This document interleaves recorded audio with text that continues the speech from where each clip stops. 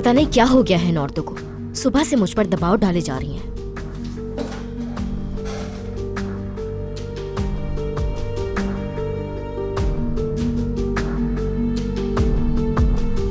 आपने तकरीबन उसे मार डाला था, इसीलिए उसने शिकायत दर्ज करवाई। उसने मुझे मेरे ही घर से निकाल दिया, तो और क्या करती मैं?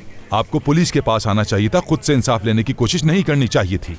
मारने का नहीं सोचा था मैंने, मैं तो बस घर में दाखिल होना चाहती थी। आपके खिलाफ शिकायत दर्ज हो गई है।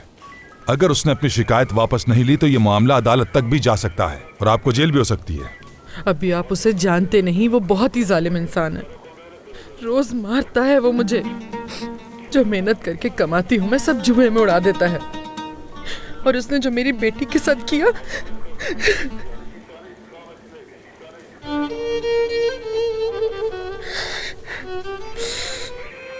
उसकी वजह से मेरी बेटी अपने ही घर में रहने से डरती है।